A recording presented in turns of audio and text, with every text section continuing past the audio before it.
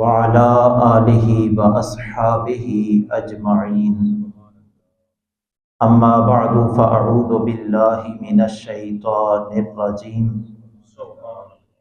بسم الله الرحمن الرحيم سبحان الذي أسرى بعبده ليلا من المسجد الحرام إلى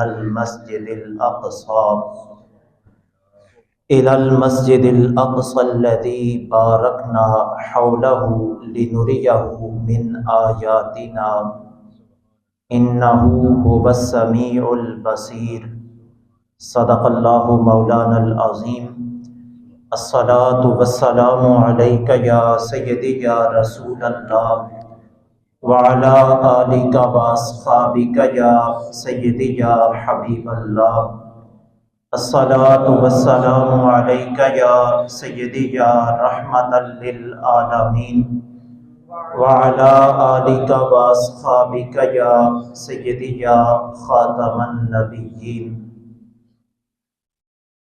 حمد و صلات کے بعد عزت و احترام کے لائق برادران اسلام، احباب زیبا کار، اللہ کریم کی توفیق خاص سے نماز جمعہ کی ادائیگی کے لیے جامع مسجد پیر مدرسہ کے خوبصورت ماحول میں ہم سب تشریف فرما ہیں۔ اللہ کریم کی بارگاہ میں دعا ہے رب ذوالجلال ہم سب کو نماز جمعہ کی جملہ برکات عطا فرمائے۔ آج 23 رجب المرجب ہے۔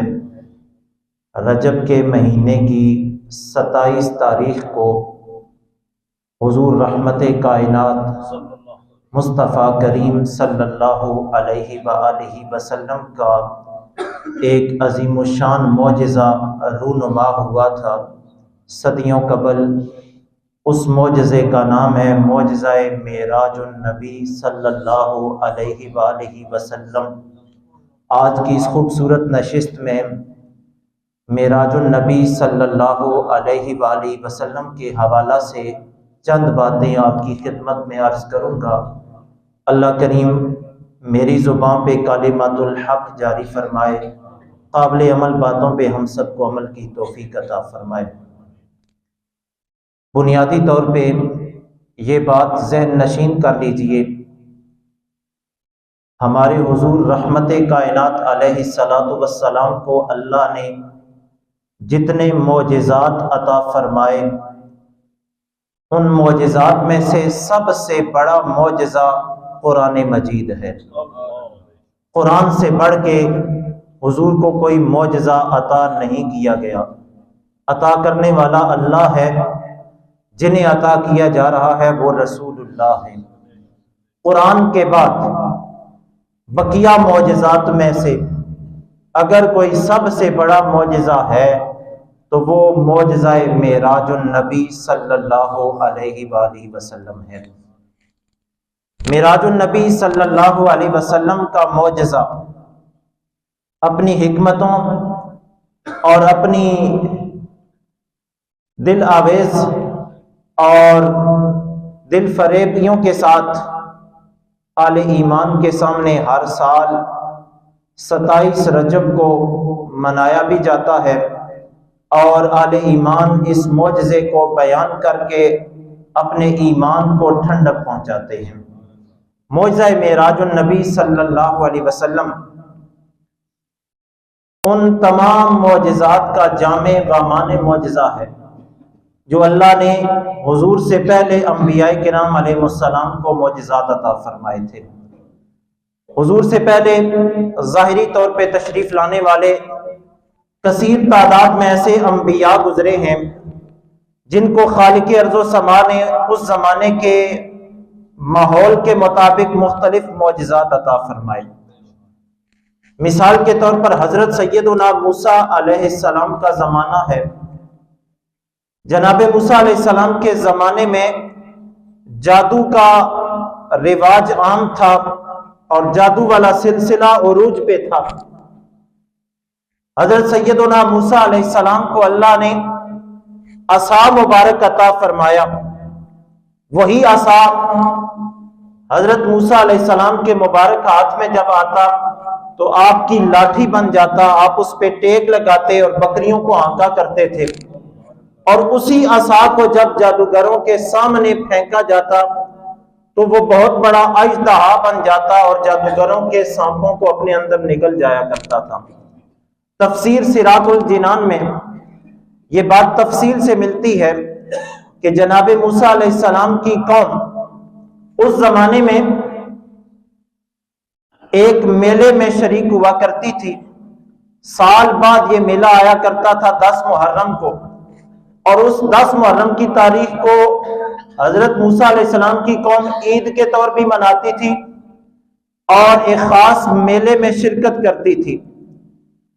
300 جادوگر ایک روایت کے مطابق، اور ایک روایت کے مطابق 70,000 جادوگر اس میلے میں شریک ہوئے، اور 300 اونٹوں پہ ان کے جادو والی رسیاں اور لکڑیاں لادی گئیں اور اس میدان میں لے کر گئے جہاں میلہ منعقد ہونا تھا۔ حضرت موسیٰ علیہ السلام پہلے سے وہاں تشریف فرما تھے، اپنا عصا لیے ہوئے تھے۔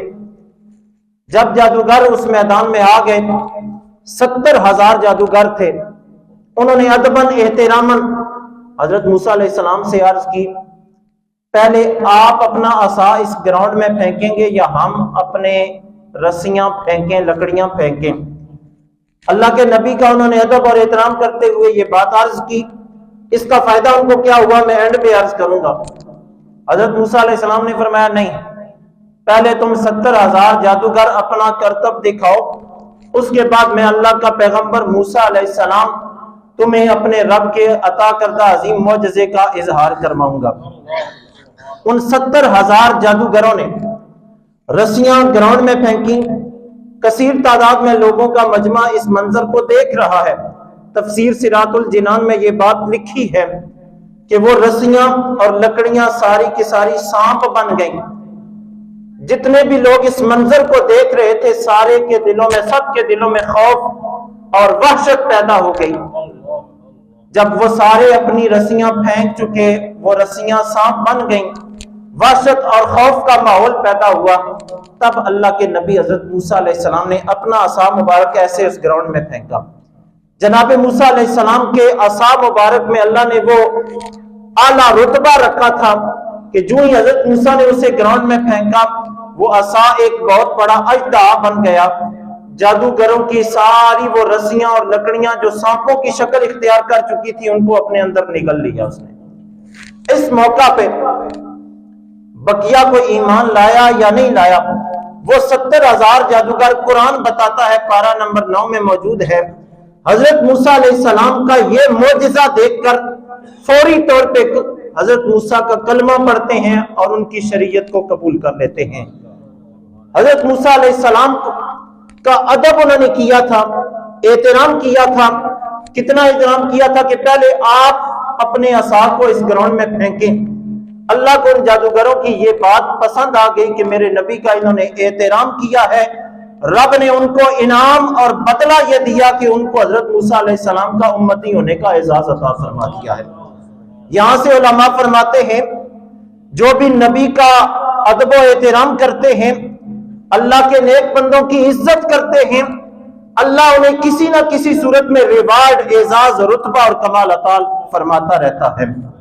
آج ہم بھی اگر نبی آخر الزمان جناب سیدنا محمد رسول اللہ صلی اللہ علیہ وسلم کا ادب و احترام کرتے ہیں، حضور سے نسبت رکھنے والے ہر صحابی کا ادب و احترام کرتے ہیں، حضور کی آل سے تعلق رکھنے والے ہر فرد کا ادب اور احترام کرتے ہیں، اولیاء کی عزت اور احترام کرتے ہیں، یقین جانیے یہ وہ اعزاز ہے، اللہ عمر کے کسی حصے میں ہمیں اس کا ریوارڈ، عزت، رتبہ، کمال لازمی عطا فرماتا ہے۔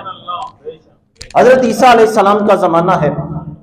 جناب عیسیٰ علیہ السلام کے زمانے میں طب کا جو علم ہے یہ بڑے عروج پہ تھا، ڈاکٹری بڑے عروج پہ تھی۔ باقی سارے معاملات میں علم طب اس زمانے میں عروج پکڑ چکا تھا۔ 2 کاموں کا علاج ان سے نہیں ہوتا تھا، ایک مادر زاد اندھے کو وہ بینائی نہیں دے سکتے تھے، اور دوسرا مردے کو زندہ نہیں کر سکتے تھے۔ اللہ نے حضرت عیسیٰ علیہ السلام کو ایسے ماحول میں یہ معجزات عطا فرمائے. اللہ نے جناب عیسیٰ علیہ السلام کو یہ معجزہ دیا کہ جو ماں کے پیٹ سے نابینا پیدا ہوتا بچہ یا بچی، حضرت عیسیٰ علیہ السلام اس کی آنکھوں پہ ایسے ہاتھ پھیرتے اور کہتے کم باذن اللہ. اللہ کے نبی عیسیٰ علیہ السلام کے یہ جملہ کہنے کی دیر تھی، اللہ اسے بینائی عطا فرما دیتا تھا، اور ایسی بینائی کہ اس طرح کی بینائی کسی اور کو زمانے میں ملا نہیں کرتی تھی. حضرت عیسیٰ علیہ السلام دوسرا معجزہ رب نے اس زمانے میں آپ کو یہ عطا فرمایا کہ آپ مردہ کو زندہ کرنا چاہتے، اللہ کا نام لے کر مردے کو ٹھوکر مارتے، وہ فوراً اپنے پاؤں پہ کھڑا ہو جاتا تھا. یہ ممکن ہے، عقل اس کو محال گردانتی ہے، قیاس اس کو اچھا نہیں سمجھتا، لیکن اللہ اپنے نبیوں کو ایسے معجزات عطا فرما چکا ہے. قرآن اس کا گواہ ہے. حضرت عیسیٰ علیہ السلام نے اس زمانے کے طب کے ماہرین کو ان دو معجزات کا اظہار کر کے یہ بتا دیا اللہ وہ عظیم ہستی ہے جو ہر علم والے سے بڑا علم والا ہے، اور اللہ جسے یہ اعزاز عطا فرمانا چاہے عطا فرما سکتا ہے.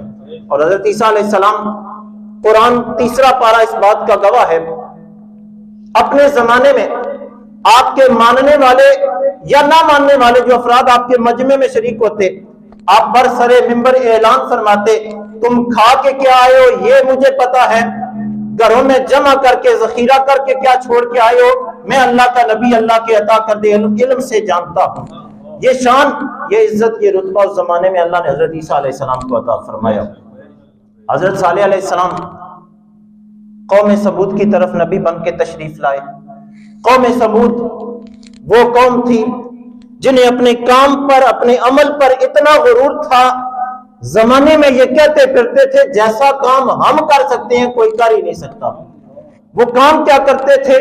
پہاڑوں کو تراشتے تھے، چٹانوں کو تراشتے تھے، اور اس طرح کے سخت سخت کام کیا کرتے تھے، اور دعویٰ یہ تھا کہ جیسے کام ہم کر سکتے ہیں کوئی زمانے میں کر ہی نہیں سکتا.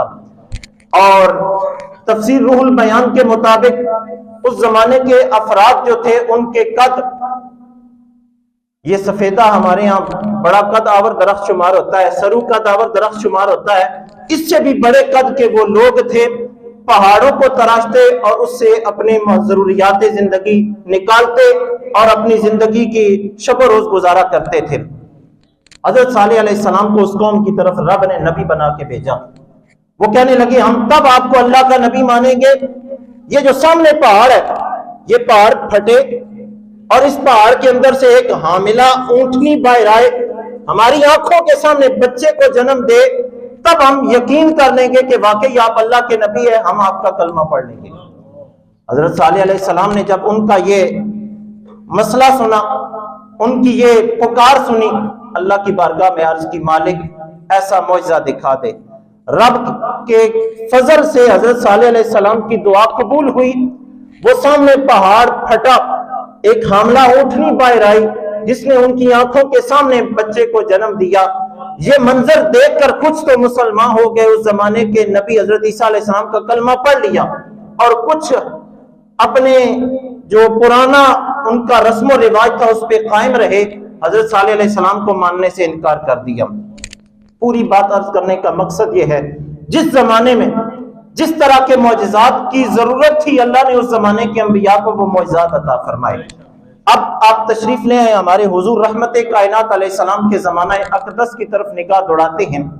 سرکار دو عالم علیہ السلام نے جس زمانے میں اس ظاہری دنیا میں آنکھ کھولی وہ زمانہ تھا زبان دانی کا. عرب کے لوگ شعر و شاعری میں بڑا شغف رکھتے تھے، اپنے کلام پہ بڑا فخر کرتے تھے. ان کا یہ متکبرانہ جملہ تھا جیسے کلام ہم کہتے ہیں کوئی زمانے میں کہہ ہی نہیں سکتا، جیسی بات ہم کرتے ہیں پختہ زمانے میں کوئی ایسی بات کر ہی نہیں سکتا. عربوں کا یہ ایک عظیم مقولہ تھا اور وہ کہتے تھے ہم سے بڑا کوئی زبان دان کوئی نہیں ہے. آج بھی آپ دیکھیں عربی زبان کے علاوہ بقیہ دنیا کی جتنی زبانیں ہیں وہ عجمی زبانیں کہلاتی ہیں. اصل زبان اگر کوئی ہے زمین پہ آج تو وہ عربی زبان ہی ہے. اسے ام اللغات کہا جاتا ہے. ساری زبانوں کی ماں اگر کوئی زبان ہے تو وہ عربی زبان ہے. عربی زبان سے باقی ساری زبانیں نکلی ہیں. ہمارا قرآن مجید اس کے اندر عربی موجود ہے، اس عربی سے ہماری اردو نکلی ہے، اسی سے بقیہ دیگر زبانیں نکلی ہیں. اصل زبان عربی زبان ہے. اور یہ سن کر آپ کے دل میں خوشی کا احساس پیدا ہوگا جب اللہ کے فضل سے ہم جنت میں جائیں گے، جنتیوں کی بھی زبان اور بولی ساری عربی میں ہوگی. آج اگر ہم دنیا میں عربی نہیں جانتے، نہیں سمجھتے، یہ الگ بات. قبر میں اور قبر کے بعد والے جو معاملات ہیں ان میں سب کو اللہ کی طرف سے عربی آ جائے گی اور سارے عربی میں گفتگو کیا کریں گے. عربوں کو اپنی زبان دانی پہ ناز تھا، فخر تھا. وہ کہتے تھے ہم جیسا کوئی کلام کہہ نہیں سکتا، نہ بتا سکتا ہے. اللہ نے اس زمانے میں اپنے پیارے نبی علیہ السلام کو معجزہ قرآن مجید عطا فرمایا. سرکار کے سینہ اقدس پہ اللہ نے قرآن نازل فرمایا. سرکار نے اعلان فرمایا تم میں سے کون ایسا شخص ہے جو اس قرآن کی مثل ایک سورت لا سکے؟ وہ عاجز آ گئے، کوئی بھی قرآن کی مثل نہ لا سکا. قرآن وہ ابدی دائمی کتاب ہے جس کی مثل لانا ممکن ہی نہیں، محال ہے. اللہ نے اپنے نبی کو وہ عظیم معجزہ عطا فرمایا.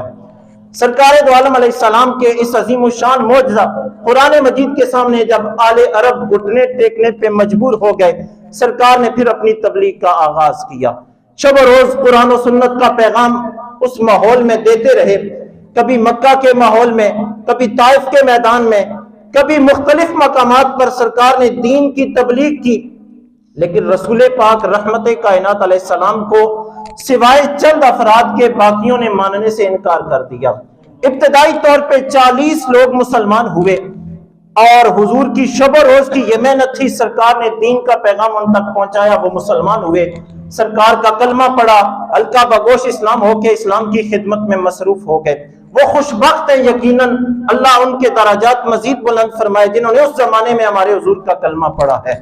سرکار مختلف مقامات پہ جب دین کی تبلیغ کے لیے تشریف لے جاتے، آپ کو پتھر بھی مارے جاتے، لہو لوہان بھی کیا جاتا اور باش لڑکے پیچھے لگائے جاتے.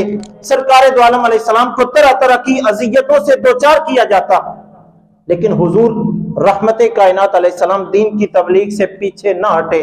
حتیٰ کہ ایک موقع ایسا آیا طائف کے میدان میں آپ کو پتھر مارے گئے، لہو لوہان کیا گیا. جناب رسول اللہ صلی اللہ علیہ وسلم کے پائے استقامت میں لغزش نہ آئی.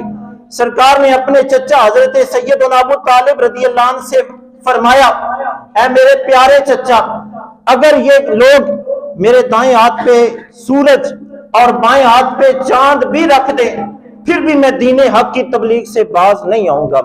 سرکار نے اس قدر اذیتیں سہ کر دین کا پیغام ہم تک پہنچانے کی کوشش کی ہے. اس زمانے میں چونکہ نبی کریم علیہ الصلوۃ والسلام کو رب نے وہ عظیم معجزات، وہ تمام علوم عطا فرمانے تھے جو آنے والے زمانے میں ظہور پذیر ہونے تھے. اللہ تعالیٰ نے حضور رحمت کائنات علیہ السلام کو اس زمانے میں پھر معجزہ معراج النبی صلی اللہ علیہ وسلم عطا فرمایا. معراج النبی صلی اللہ علیہ وسلم کا معجزہ عطا فرمانے کی ایک حکمت یہ ہے کہ جب حضور کو طرح طرح کی تکلیفوں کا سامنا کرنا پڑا، رب نے اپنے محبوب کو تسلی دینا چاہیے اور اپنی بارگاہ میں شرف ملاقات بخشا. حضور رحمت کائنات علیہ السلام اللہ سے ملاقات کے لیے معراج پہ تشریف لے گئے.